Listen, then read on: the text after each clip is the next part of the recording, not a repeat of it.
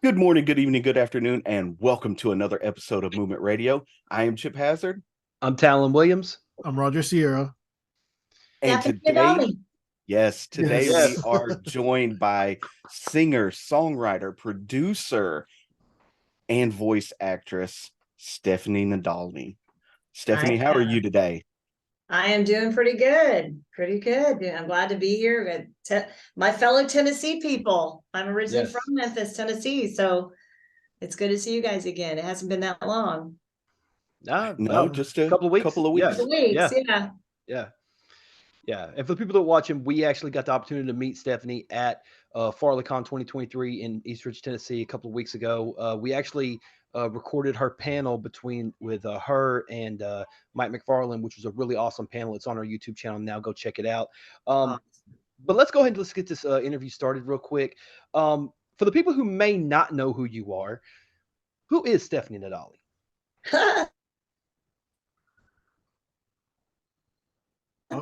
That's my voice contributions to the outrageously popular English dub of Dragon Ball and Dragon Ball Z. The voices of Good Gohan, it's Kai, Baby Trunks, and many other background characters. I'm also a vocalist. Been touring with show bands since 1991, off and on, and mainly notably Vince Vance and the Valiants, featuring the Vivacious Vixens of Rock and Roll, Venus, Violet, and Victoria, and also with the High Roller Show Band, the senior breakfast band for the WinStar World Casino in Thackerville, Oklahoma. And now I'm doing a bunch of Comic-Con, so I am a meet and greet. I've taught voice to kids and a beginner piano. My first love's always been music and singing, and I'm involved. I just anything and everything: singing, dancing, acting, performer, making people laugh, entertaining, all ages, but mostly singer and voice actor. Awesome. Yes, yes. So I'm sure you get asked this a million times, but for our audience, they may not know. How did you get started in the world of voice acting?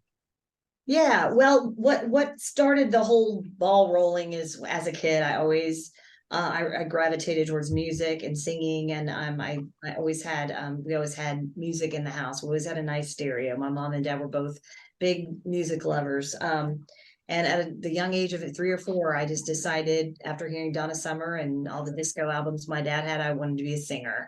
So I would just listen incessantly to singers and mimic their voices. And I literally learned how to sing that way. I would just listen by ear. And that's also how I learned how to play the piano, was listening and then figuring it out on the piano. And I mean, I could just entertain myself for hours doing creative things like writing songs and lyrics and poetry. And I kept a journal, and I was a big creative art person. And I was very scholastic, so I loved anything and everything that related to school. And as I got older, we moved around a lot, unfortunately, so I was constantly having to start over in small towns, which was really difficult. But I just got involved in anything musical theater, dancing and acting and singing. And as I got older, I decided I was going to, pursue that as a career.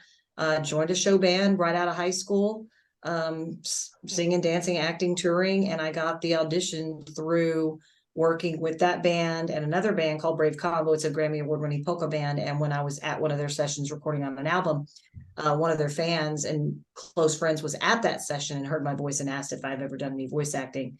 And I said, yeah, I've done some musical theater and some voices and things like that for fun and mimicking and comedic stuff like Weird Al Yankovic stuff, changing the lyrics to songs and writing parodies and jingles. And he invited me in to audition for Dragon Ball Z. At the time, I had no idea what it was. I didn't know anything about anime. This was 1998, 97, 98.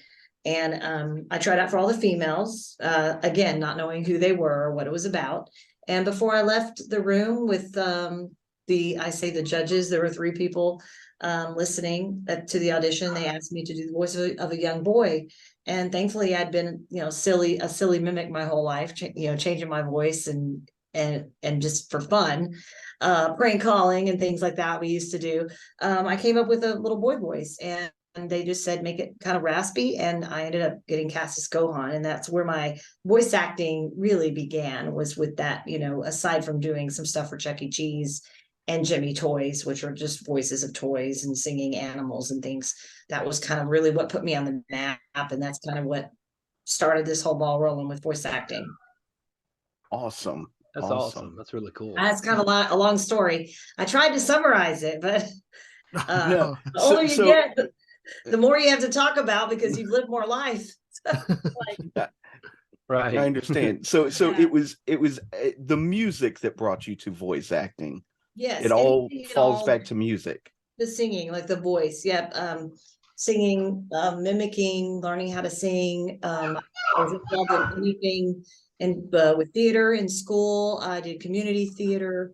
I was always planning and rehearsing for concerts and recitals, and I ended up taking piano lessons, and just anything and everything music is really what started the whole thing. And then once I was able to record and listen back to myself on cassettes when I was younger, I would make up my own shows and interview my friends and come up with different character voices. And I would even write the themes for the opening songs. And later on, I was able to do a little bit more of that by writing, singing, and producing parodies and jingles for like morning show radio, which is really fun.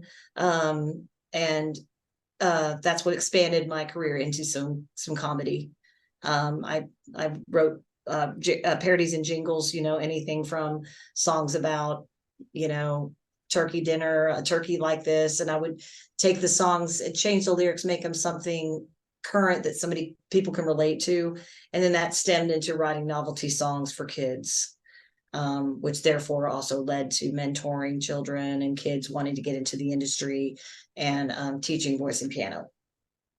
That's awesome. That's awesome. So speaking of teaching kids that want to get into the industry and everything, what advice would you give to an aspiring voice actor or actress?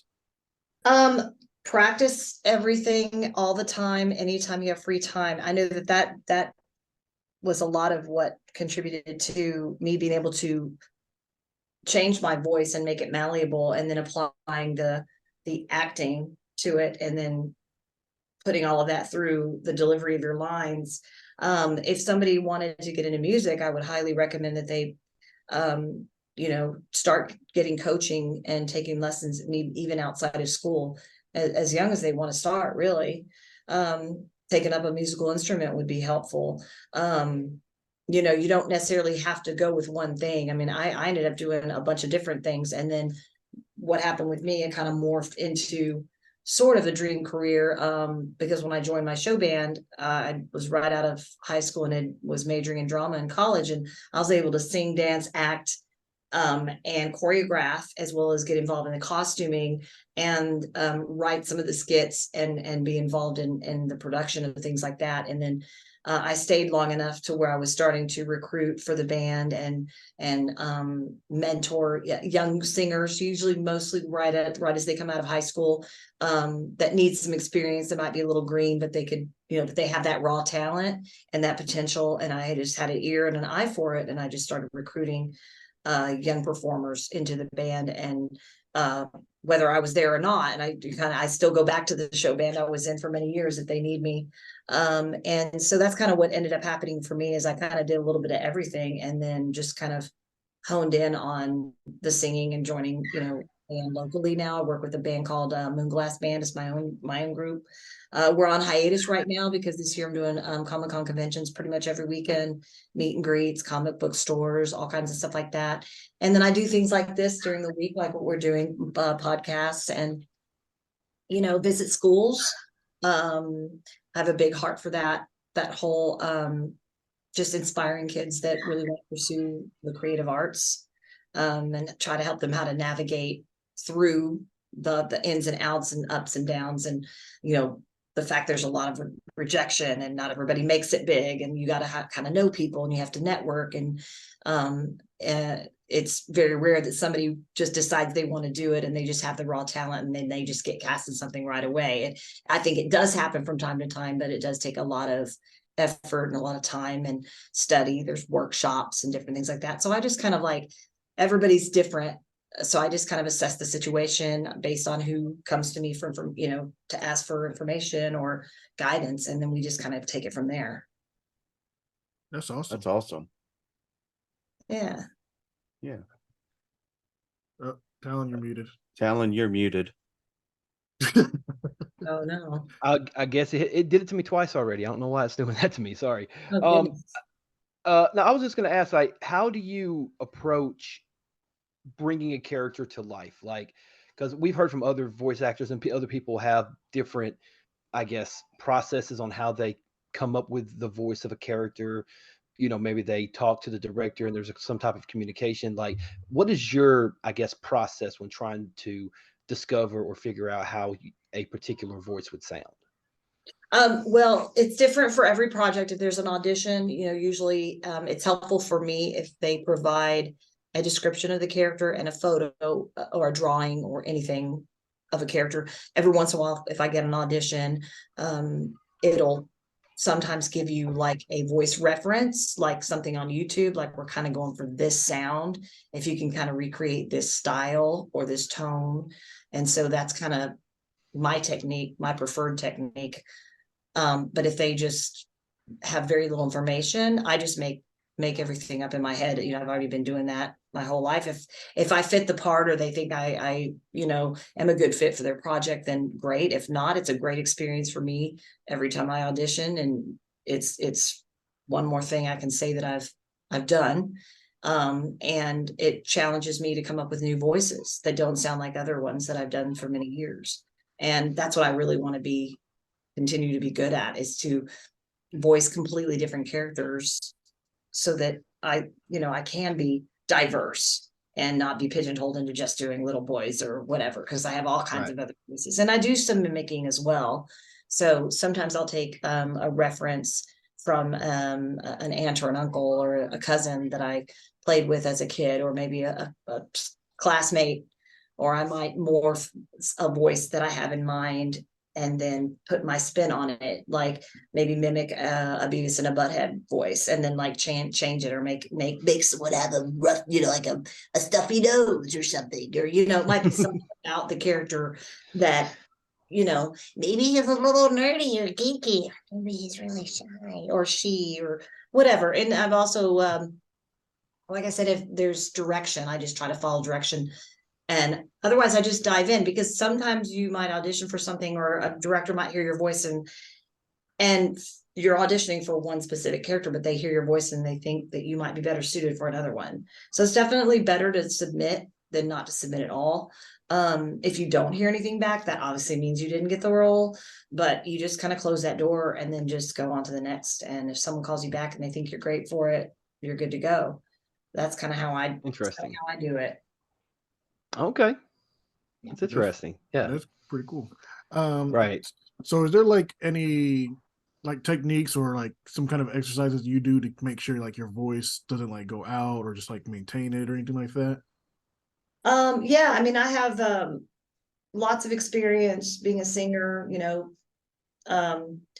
recording in the studio, original music, cover bands. I feel like I've kind of done it all. So I have a really good understanding of what condition my voice is in, and like how to take care of it. And I can warm up before sessions. I can obviously need to get a lot of rest and make sure I stay hydrated, basically, basic stuff like that. But if I've got an audition, I usually try to shoot for later in the day, when my voice is woken up and I've had my coffee and I've kind of been out and about, because we all have different schedules and we have different times when we're more awake and we're more like more energy, and mine's usually in the afternoon, and kind of getting into the evening, being a musician and performing mostly nighttime events my whole life. It's kind of like that's when I'm just naturally awake, and I try to make sure I'm prepared that way, and make sure that I looked over the material and maybe give it a shot and dive right into it. Or if it doesn't work out, you start over, because nowadays you can kind of record from home, or at least record your auditions from home. A lot of the studios are back in action, and you've kind of got to be in person, and there's some limitations there, because there's a lot of roles that I'd like to be considered for that may be based out of companies that produce in LA or New York, and I'm Dallas Fort Worth based. That doesn't necessarily mean I'm completely limited, but some people just want you to come in the studio in person, and so you just kind of have to navigate it the best way you can. Thankfully, I'm very resourceful, and I'm great with people, and I get up and I hit the ground running, and I'm always available. I try to always have my access to my emails and to anybody who might be trying to reach me for any bookings. And I just try to keep putting out the positive vibes. I'm very grateful and optimistic that we're kind of all coming out of this COVID nightmare and pulling out of it. And now there's more pop culture Comic Cons than I think there ever was. So there's lots of opportunities for me to get out and meet and greet my fans from all over. And I think next year I'll be going overseas a few times too. I'm waiting to see, but That's awesome. Yeah. I love to travel, and I love to meet the fans and their families and their Right. babies and their kids and their dogs, or whatever they bring to the convention. It's always something. It's always something unique. The cosplay is fun. I really enjoy the industry of the vendors and the staff and the volunteers, and maybe going out to eat with everybody after the show, and really just interacting. It's just it's a big void in my life that I don't have a family of my own. Really, my mom passed away young when I got cast as Gohan. So Sorry about our that. matriarch was gone. So I've got this big void. I've always wanted children. I wasn't able to have them, and all these these interactions with families and kids and anime babies has really been really gratifying for me personally. Man, That's great that you get to travel and meet all these people that really adore you. I mean, like us, because it's still a shock for me in general. And I'm very much down to earth. I'm just I guess you could say I'm a Tennessee girl. I've lived in Texas most of my life, but we're a lot of us Southerners are friendly, and Yeah. I always make time to write back to the fans one by one, and tend to fan mail, and if anyone needs autographs to the mail, I try to be available for that too. So yeah, so I'm kind of like juggling, but I do good when I'm busy. I do good when I've constantly got something going on. I'm really just more on my game when that's going on. When COVID was really hard for me to just feel so shut off. Some people loved it because they could work from home and they could just be in their underwear or whatever. But I had to get out of the house. I'm a go-getter. My personality is just like, Yeah. you need people. Yes. I hated it. I hated Yeah, COVID. it was I so hated it. bad.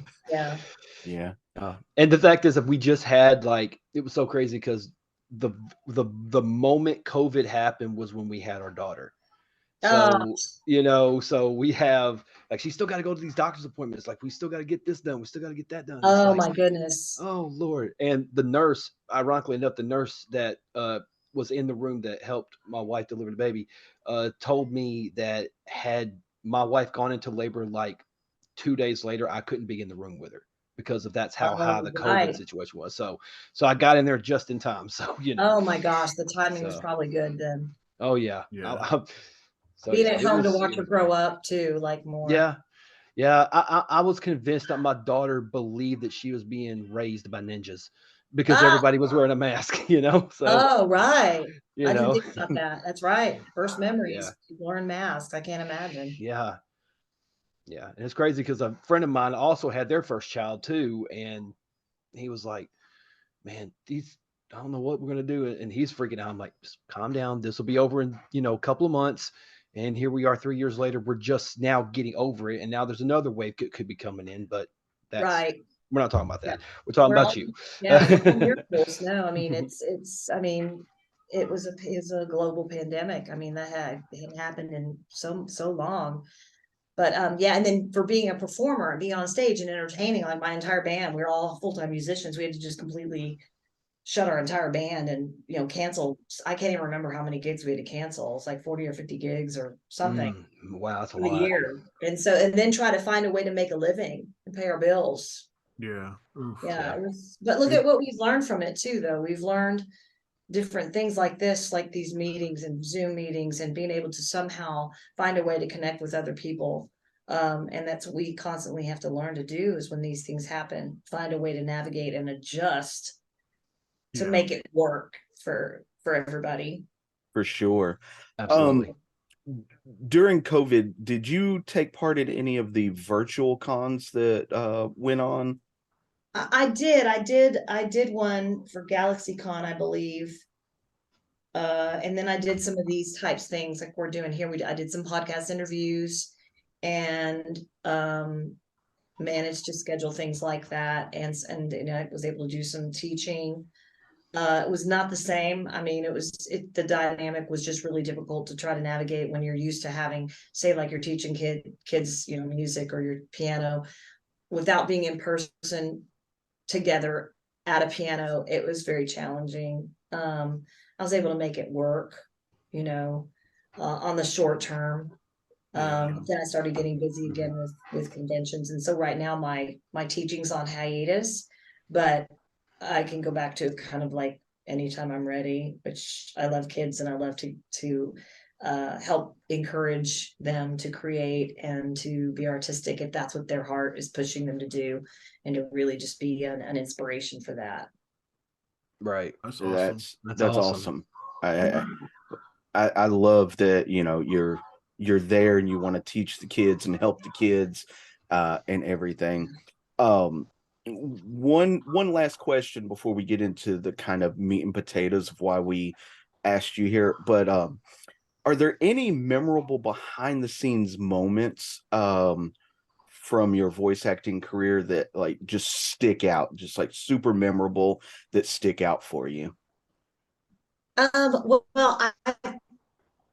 I really enjoyed, once I'd been voice acting for a while, like once I kind of got the gist of the logistics of it and the uh process of getting the discipline down of when to wait, how long you had to wait to start, or if you could do the line right after and they could slide it into place and stuff like that.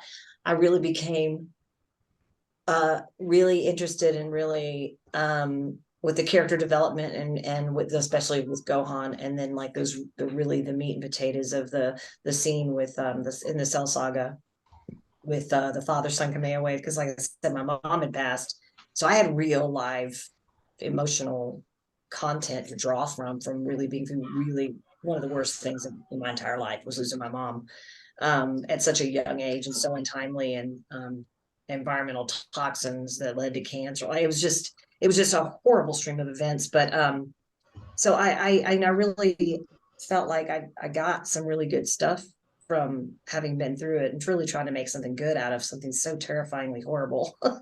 And to really be something that was iconic for a lot of the kids and the watching at the time.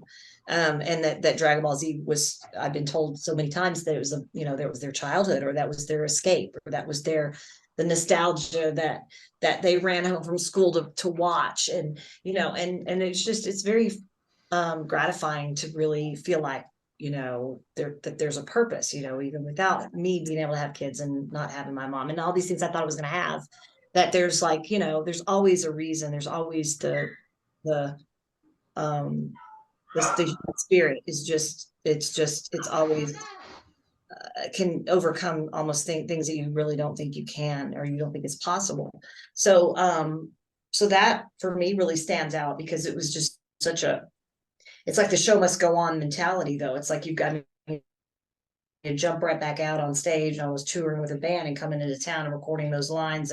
But then when we got Dragon Ball and I was offered the role of Goku, it was like, oh, we're gonna have some fun with this, and he was just so funny, and his innocence and comedic lines were a source of a lot of laughter in the process of recording behind the scenes, and then also seeing it all put together. And now I'm doing TikToks with the OG Bulma, and we're doing the Bulma and the Goku scene, and we're, and I'm interacting with some of the other OG actors and actresses and at these conventions. And it's like really, it's like coming full circle. It's like, we knew everybody back then when we were a small company. We had little cast parties, and now we're seeing each other out and about within the pop culture scene. So I mean, mainly the depth of the Gohan character, and how how much I could relate to him and the bullying and the, being loyal to your friends and betrayal and, all these things that happen to some of us, some younger, some older. But then just having that really carefree, lighthearted, Goku, I'm gonna pull down my pants and pee in the river. Oh, it's time to go fishing, time to make dinner. It's just like so silly and so fun. And I could live vicariously through the voice of this little kid that's a boy. So that became a lot. It was just a lot of fun. It was a lot more gratifying because it was so funny. To really capture those lines and then like really hit the punchline and just with the best possible delivery I could come up with. Yeah. I think some of my favorite from Dragon Ball with Goku is when he'd walk up to somebody and be like, "Are you a boy or a girl?" Pat pat. Yep, pat. Yep. He did it all the time. I mean, and he just didn't know any better. And it was just, are you a girl or a boy? It's hard to tell sometimes, And, why don't you have a tail? I guess you don't have one. No big deal. Krillin jumps on me. He's obviously falls right through, whereas Goku can sit on top of it, and he's just like simply says, "You must not be pure of heart." It's like no big deal, So to just really feel like I could really channel that and really make it believable, it was a really cool. It was a challenge, but something that I really strove for. Always wanted to make sure that we were getting the best of the best. Yeah. That's awesome. So you've mentioned it a few times, helping the kids and bullying and everything. And you have an anti-bullying campaign. Well, tell us a little bit about that. Yeah, I mean, it's not really anything that has become an entity directly, like under an umbrella that I created. I've Right. more than anything, it catches my eye when I hear about any kind of program that I could be involved in that does involve anti-bullying campaigns, or if there's a program that's implemented that I can be involved in, whether it's online or whether we're doing like a Zoom meeting or whether it's appearing at a school or back in the, I want to say around 2012 and 13, I was actually visiting schools in person, all kind of within about 100-mile radius around Dallas-Fort Worth. And I was incorporating my role as Goku and Gohan and being a singer into the program. So I put on a show and I would sing. And most of these kids were under 13, under 12. So I would interact with them and entertain them, but also tie in the importance of accepting others of any background, any age, and to always understand that you never know what's going on with somebody at home. I had a crazy, insane, broken childhood with divorce, and I think I moved like 9 times before I was 16 years old. And I never had that sense that I had like a foundation, like, underneath me.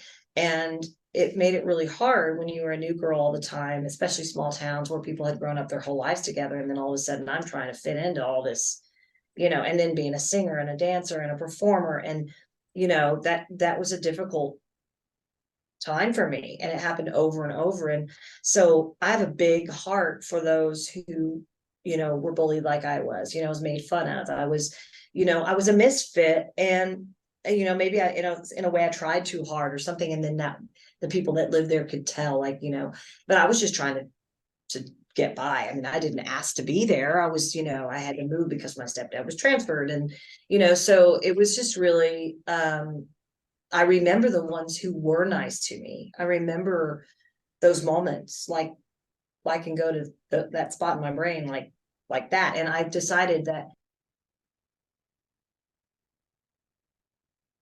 instead of letting it make me bitter or angry, I just kind of processed it and thought, well, I don't want to be that way to people. Like, that's not a natural thing for me to do, is to be mean. So it just made me more compassionate and more kind and more aware of when I would notice someone being bullied whether it be, you know, middle school, high school, college.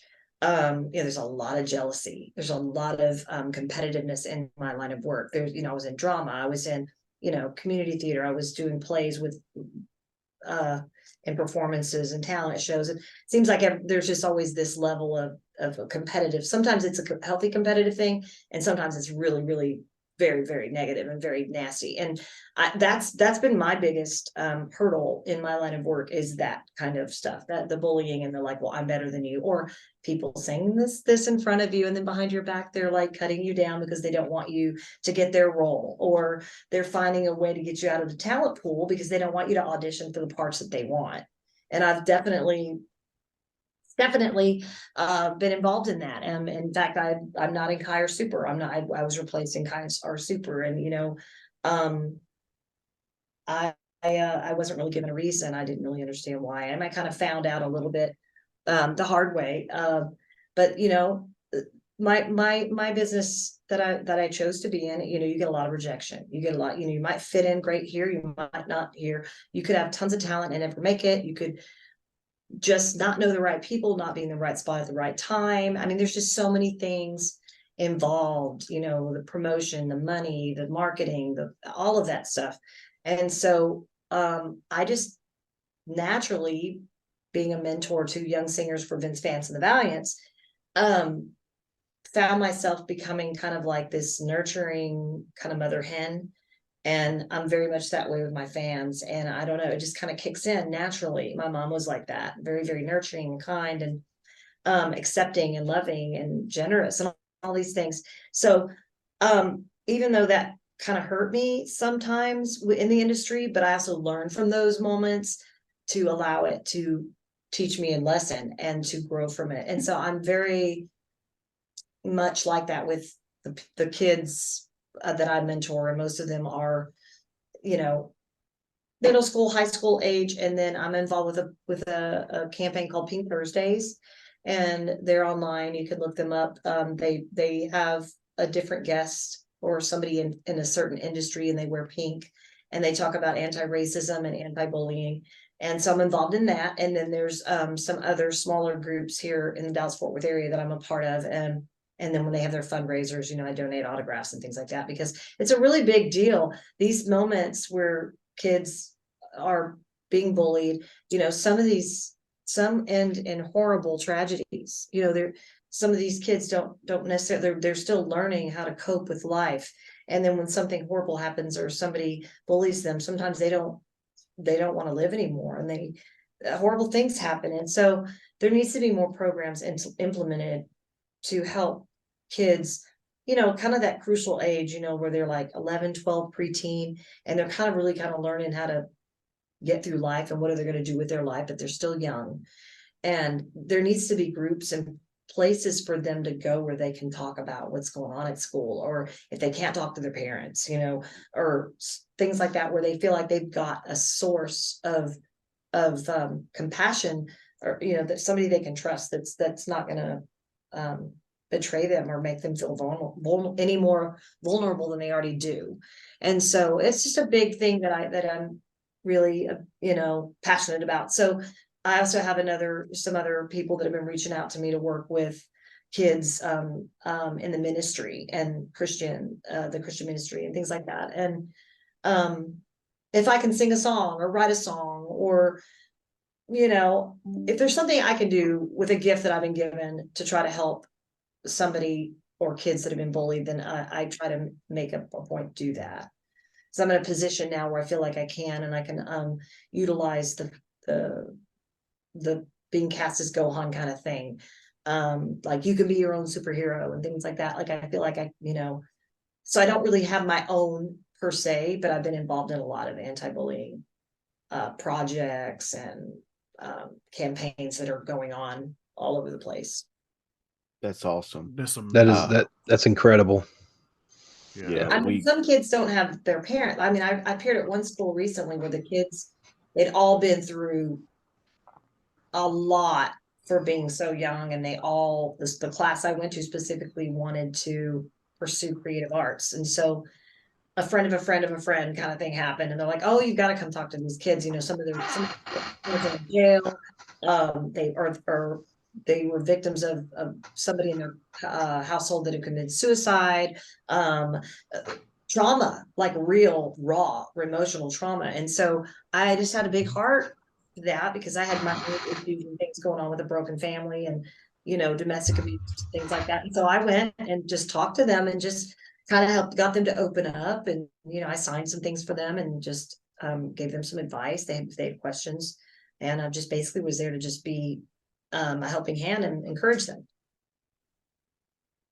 That's amazing. That's amazing for sure.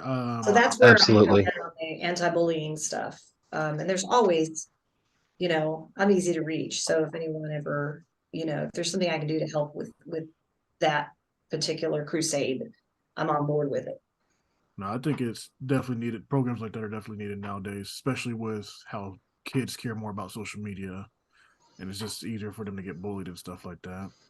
Yeah, I think more avenues to bully someone. Yeah, it's just easier to bully somebody online, because now it's like, oh, I don't even have to do it at school. I can just tag you in this post on Facebook making fun of you. And then it's like a lot of kids leave school and it's like, man, I'm glad I'm home. At least I can watch my TV shows. I can play with my parents, or I can Feel safe. play with my sister, or I can do something like that. I don't want to go to school because I don't want to get bullied anymore. And I really don't have anybody to talk to about it.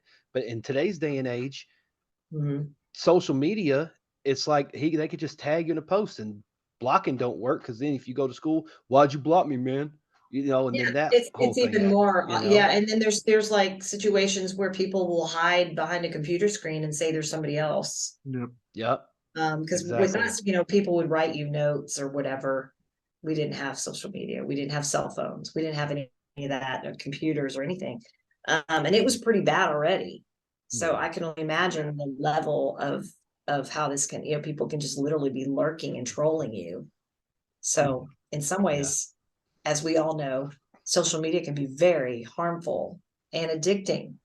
I think it's good. And I know this sounds cliche, but you got to have a balance. You got to have a balance of something, of your face-to-face encounters and your relationships with your teachers and your schoolmates. And then you've got to have a balance of whatever it is that you do online, especially when you're young, you're not even out of high school yet. Yeah. And there's so much more influenced, and stuff matters a lot more for them now too. So it's that hard age for them. Yeah, it is. Absolutely. But there's also a lot more resources for kids or people feeling like they're isolated, or they have to isolate because they're scared. There's also Google. There's that part of it, which is like hands-on, right here on your phone or whatever. You can look up organizations or church groups or whatever it is, a youth group of some kind where you can go and play pool and have snacks and hang out with people that are misfits themselves. And I think that's another reason why I'm so happy to be a part of these Comic-Cons and these pop culture events, because that's just a big giant place for misfits to me, geeks and dweebs, and we all geek out together and embrace each other. Like, hey, you dress up like your favorite character. I don't care if you're 20 or 30 or 40, you're welcome here.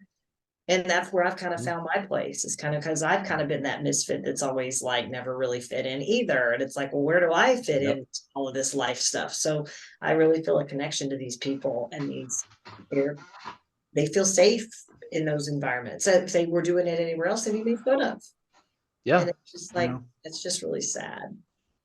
That is the great thing about conventions. It is pretty much people like you who love and enjoy the same things, so that everybody knows the same jokes, and everybody's a friend immediately. Like, you go up to somebody, you're standing in line for something, and you guys communicate, and it's a friendship right then and there, and it's a great thing. There's a community, there's a sense of community, and there's people that literally can look you in the eye and go, I know who you're dressed up as, or whatever it is, and it's just a great place. There's drama. You're gonna find drama anywhere and everywhere, but it's just, for the most part, at these events, I usually find it to be a really positive experience for families and for people of all ages. Oh, yes. Yeah. Yeah. Definitely. I get a kick out of being able to like take photographs and stuff because, you know, Yeah.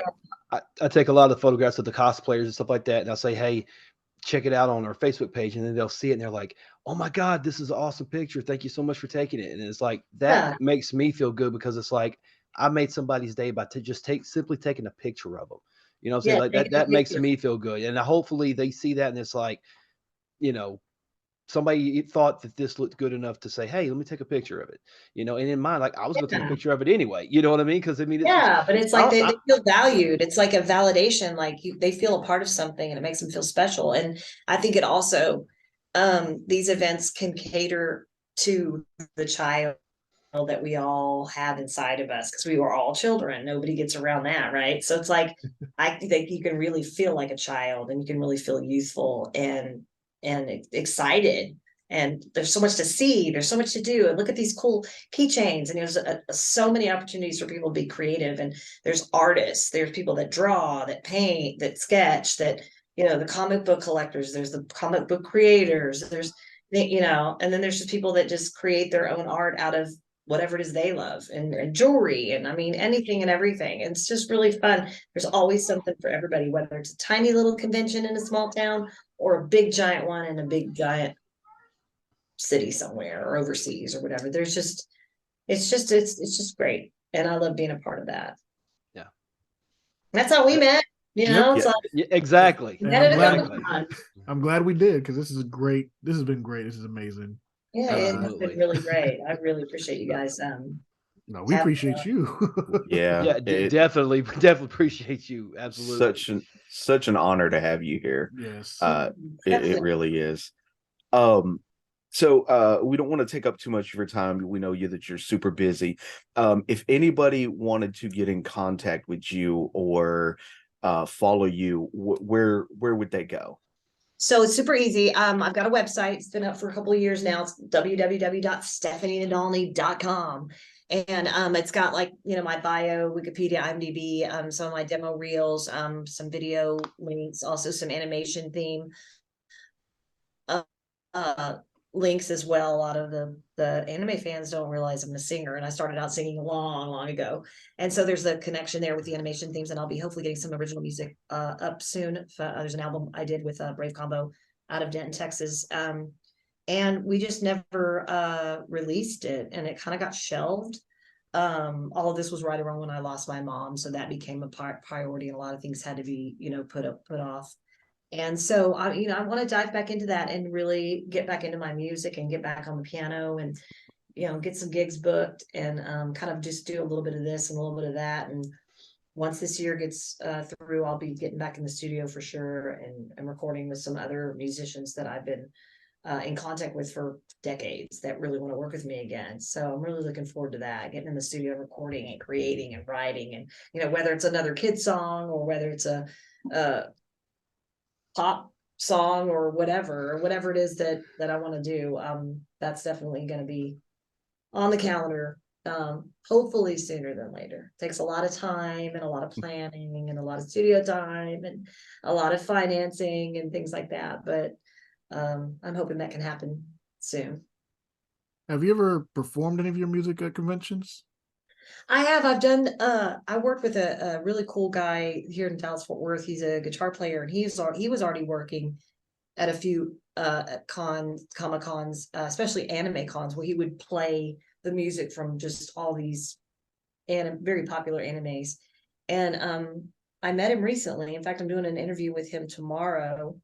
And we've done, I think, 4 different Comic Cons together where we've worked after hours. And I sang the Yu Yu Hakusho theme, Sayonara Bye Bye, and Dragon Ball theme, you know, which I've done. I didn't record the original, but I do have a demo of that, so I know that song frontwards and backwards. And so we did that one, and we're looking to do some more anime themes that we think the audience would like. But it's just a matter of getting our schedules together and getting the logistics to make it work for both of us to be able to be in the same place at the same time. It usually has to be somewhere in the region, you know, local to Dallas Fort Worth. So we hope to do a little bit. I'm going to talk to him a little bit more about that tomorrow and see. Otherwise, it would just be me, you know, singing to some tracks, which I'm not opposed to. I'm just really spoiled because I've been singing with bands since I was 18. And so when I'm just really spoiled to performing with live musicians. Have you like done any other performances with other voice actors? Because a lot of the ones we've met also have like a history of music and everything like that. I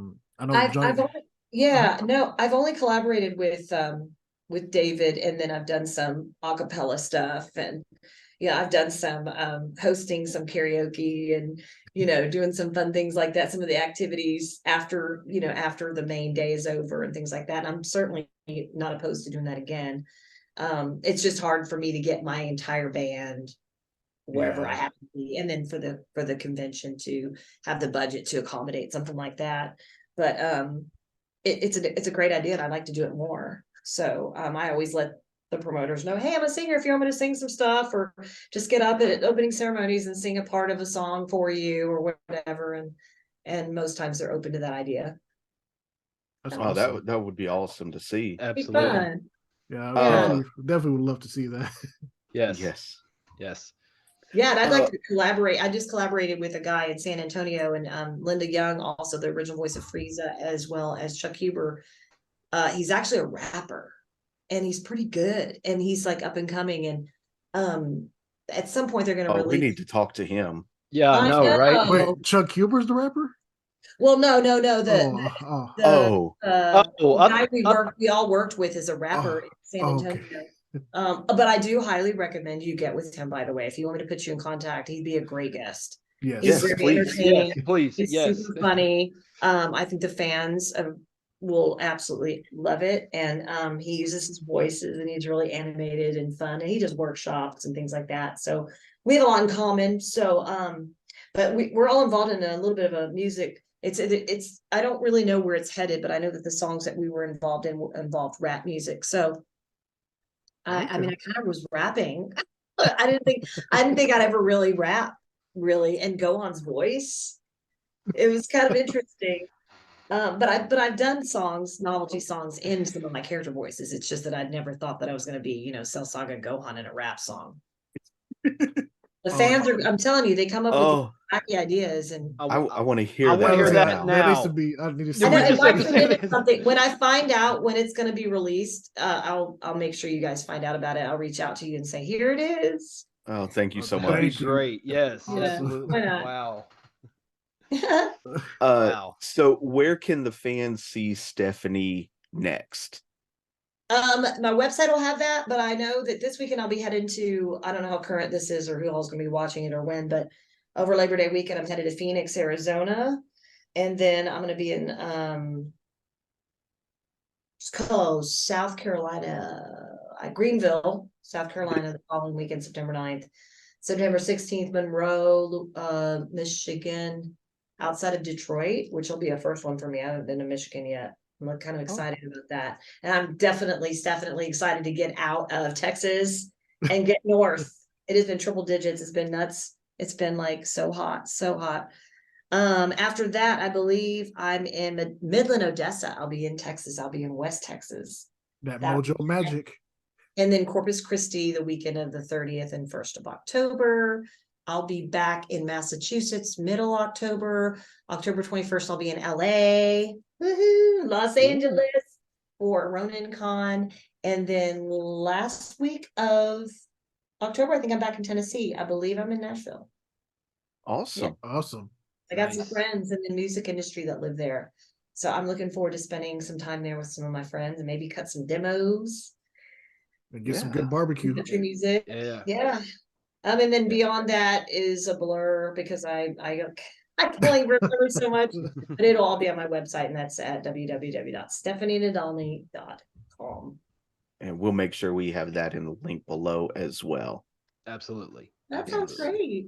Yeah, this has been a lot of fun. It's good to see you guys again, and hopefully we can do this again sometime. Yeah, we can't thank you enough. Yeah. I mean, if you'd have told me when we first started this podcast 4 years ago, hey, you want to interview Gohan? Absolutely, Let's do it's it. The trippiest thing, and I would have said you're crazy at the time, but now it's like it's happening. And again, we can't thank you we can't thank you enough for doing this for us. We really do appreciate it, and we really do thank you for being here tonight. We do appreciate it. It's my pleasure. You guys are great. This is fun. I can hang out with the boys. We're more than welcome to have you all the time. Yeah, absolutely, Yes. absolutely, absolutely. I was in a band with a bunch of boys and hanging out with brothers and whatever. Yeah. So you kind of put me anywhere. When you moved around a lot, you kind of can just navigate. Like, oh, here, okay, well, I'll just get to meet so and so from so and so, and and that's a lot of fun. You get to learn about a lot of life when you travel. Yep. All kinds of people. You learn about culture. You learn about. I mean, it's just. I encourage it. If anybody to get out and make some money so you can travel. Yes. It's Yes. the best experience you can have. For sure. Yep. Awesome. I would rather I'd rather travel than buy material objects, to be honest with you. Yeah. Experiences, memories. You can here's the thing, you can always buy a material object. You can't always buy an experience. You know what I mean? So right. I agree completely. The memories, capturing the moment, bringing your family or going somewhere with a friend or anything like that is it's going to shape who you become and who you are, and it's going to broaden your understanding of different types of people and gets you out of your bubble, like your little protective bubble. It's like there's this whole other world out there. Yes. Absolutely. Take it from me. I was shushed as a child. I was like constantly. My stepdad was constantly trying to just squash me, and because he couldn't control me, but that was very limiting. But then as I got out on my own, I'm like, hey, the sky's the limit. That's why I tell the kids, like, don't limit yourself. You can pursue a dream and don't give up. If it's something that you've got a fire about, keep at it. You might have to have a job you don't like very much for a while to pay your bills, but then, keep working on your free time on your passions. That's awesome. Yeah. See, usually we have our guests, give a piece of advice or something like that, but you've given us so much advice to give out to our fans and stuff. And I know they're definitely going to appreciate it, because I know there's a lot of people that do watch this that are sort of feel like they're stuck in places. And I think what you've been telling us, all the positivity, maybe somebody will resonate and be like, you know what, I gotta keep doing this for this. Yep. Get some motivation going, maybe. Yes. Yeah. Oh, this has been amazing. Great. Yes. Whew. Yeah. Again, like I said, thank you so much for joining us tonight. Thank you guys for tuning in tonight on this very special episode of Movement Radio. Chip, Roger, anything you guys want to say before we bounce out of here this evening? As always, please do not leave without leaving a like, comment, share, and subscribe right here on YouTube and on Spotify. What about you, Roger? Anything? Just, hit the like and the share for sure. Give some love to Stephanie for joining us, and also, all the work she does. That's amazing. No, it's a great thing. And go to the convention. You never know what can happen. Yeah. Hang out at conventions, absolutely. Write me a letter. I can do shout outs. I'm on Cameo. I can wish happy birthdays or whatever. Just reach out on my website. I've got my fan mail and everything, and I'll interact directly with you guys. Absolutely. Absolutely. Yeah. Also, ladies and gentlemen, also check us out on all of our social media platforms: Facebook, Twitter, Instagram, TikTok. Like what Roger said, right here on the YouTube channel. Make sure you hit the subscribe button. Click that bell to get notified of our latest videos. Also, check out streamlabs.com/movement radio/merch and go copy some more brand new merch. New designs should be coming within the next few months. And also check out movementradio.us, your one-stop shop for all things Movement Radio. Nice job. He's done it I say it over and over. Yeah, you got memorized. About 120 times a year. I think I've said that over and over. So Thank you guys again so much. No, thank you much. For sure. This has been amazing. Hopefully coming out to Tennessee soon. So I hope to see you guys again sooner than later. No, for sure. Absolutely. We're looking forward to it. Keep doing your thing. Thank you. Thank you very much. All right. Yeah. Let's do the outro. I'm Chip Hazard. I'm Talon Williams. And I'm Roger Sierra. And she is yes. I didn't know if I was part of that or not. Always. Yes, always. Okay, cool. And this has been Movement Radio. God's plan.